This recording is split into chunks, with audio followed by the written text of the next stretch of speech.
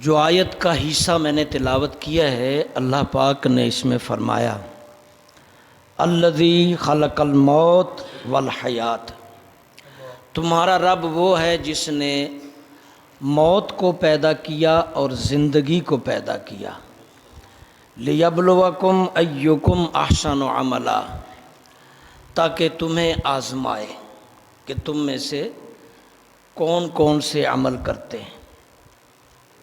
دو باتیں میں یہاں، گرچہ بہت وضاحت ہو سکتی ہے، دو باتیں یہاں میں بیان کرتا ہوں۔ پہلی بات یہ کہ پہلے یہاں اللہ نے موت کا تذکرہ کیا ہے۔ اس سے یہ معلوم ہوتا ہے کہ زندگی کے معاملات سے زیادہ موت کے بعد والی زندگی کی فکر کرنی ہے۔ یہاں زندگی جیسی کیسی تیسی بھی گزرے گزار لو، لیکن اگلی زندگی کو کامیاب کرنے کے لیے جد و جہد کرو۔ یہاں کی زندگی تو ایسی ہے، سامان 100 برس کا، پل کی خبر نہیں۔ آپ اکثر لوگوں کو لمبے لمبے پروجیکٹ سوچتے دیکھیں گے اور اچانک اس کی جنازے کا اعلان ہو جاتا ہے۔ دانا وہ ہے جو اس زندگی کی ضروریات کو بعد میں دیکھے اور اگلی زندگی کی کامیابی کو پہلے دیکھے، کیونکہ وہ ہمیشہ کی زندگی ہے، یہ عارضی ہے، یہ مہمان خانہ ہے۔ حضرت ابراہیم ادھم رضی اللہ جو وقت کے بادشاہ ہیں، دربار برا جمان ہے، ایک بارونق پرہیبت چہرہ شخص اندر نمودار ہوتا ہے۔ بھائی کیسے اندر آ گئے؟ یہ تو بادشاہی تخت ہے، یہ تو محل ہے۔ کہا میں تو مسافر خانہ سمجھ کے یہاں آیا ہوں۔ بادشاہ نے کہا تم مسافر خانہ سمجھ کے آئے ہو؟ یہ تو پایہ سلطنت ہے، بادشاہی گھر ہے۔ کہا آپ سے پہلے کون تھے یہاں؟ کہا میرے والد۔ اس سے پہلے کون تھے؟ اس کے والد۔ اب آپ تیاری پکڑیں، آپ کے بعد کون ہوگا؟ کانپنے لگ پڑے۔ کہا جاتا ہے جہاں اور بھی اسباب ہوں گے ابراہیم ادھم کی تبدیلی کے، لیکن یہ بھی بہت سبب ہے کہ آپ جب ڈیپلی سوچ لیں، کسی بات کے بارے میں گہرائی سے غور کر لیں تو آپ پھر اس طرف لگ جاتے ہیں۔ آپ غور کریں کہ اپنی اس عارضی اور تھوڑی سی زندگی کے لیے کتنی جد و جہد، 18 گھنٹے، 20 گھنٹے، اور وہ زندگی کے لیے 18 منٹ مشکل ہے۔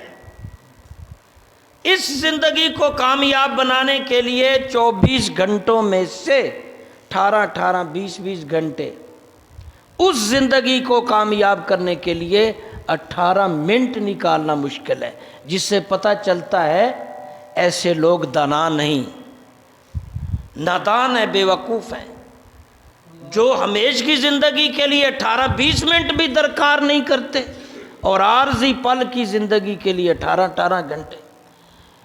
سامان 100 برس کا ہے، پل کی خبر۔ یہاں بہت کچھ اللہ نے یہاں موت کو پہلے بیان کر کے کہا کہ جب بھی آپ زندگی کے معاملات اور آخرت کے معاملات دونوں کو دیکھو تو ترجیحاً آخرت کی فکر کرو۔ اس زندگی کے معاملات میں گھاٹے ہوتے ہیں، ہوتے جائیں، اگلی زندگی کے معاملات میں گھاٹا نہیں کرنا، خسارہ نہیں کرنا، اس زندگی کے ساتھ وفا کرنا ہے اور اس کی کامیابی کی جد و جہد کرنا۔ آپ نے سنا نہیں نوح علیہ السلام 1000 سال کی زیادہ زندگی گزار گئے جھونپڑی میں۔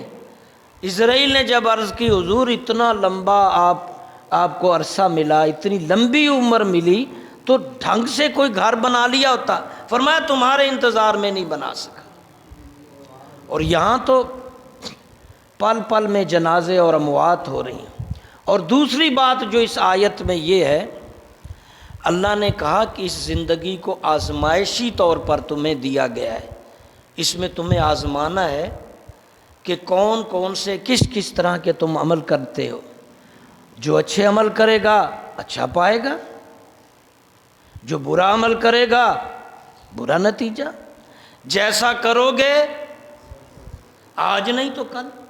یاد رکھو، برے کرو گے، برے کام کرو گے، برے معاملات کرو گے، برے الفاظ بولو گے، برا کریکٹر دکھاؤ گے، یہ ساری برائیاں آپ کے آگے اس دنیا میں بھی آئیں گی اور آخرت برباد کر دیں گی. اچھا کرو گے، اچھائی سے پیش آؤ گے، بظاہر اگر کوئی اس کا بینیفٹ نظر نہیں آ رہا تو نو پرابلم. آپ اچھا کر رہے ہیں، اطمینان رکھیے، کر بھلا ہو بھلا انت بھلے کا بھلا. اچھا کرنے والے کا آخر اچھا ہی معاملہ ہوگا، اس دنیا میں بھی انشاءاللہ اور آخرت میں بھی. تو فکر آخرت رکھا کرو. 3 معاملات ہیں جن کو اگر ہم فالو کر لیں، 3 باتیں، تو ہم اس زندگی کو کامیاب کر سکتے ہیں اور آخرت کو بھی. عبادات میں کوتاہی مت کیجیے. پہلی بات، عبادات کے اندر نماز، روزہ، حج، زکوٰۃ، وہ سارے عبادات میں غفلت نہ کیجیے. یہ اللہ کا رائٹ ہے، اس سے کمپرومائز نہیں کرنی. دوسری بات، معاملات میں مت گڑبڑ کیجیے. لینا دینا، تولنا ناپنا، سارے تجارت کے معاملات میں مت کیجیے. اخلاقیات تیسری بات ہے، اس سے بھی کمپرومائز، اخلاقیات کو بھی بہتر کرنا ہے.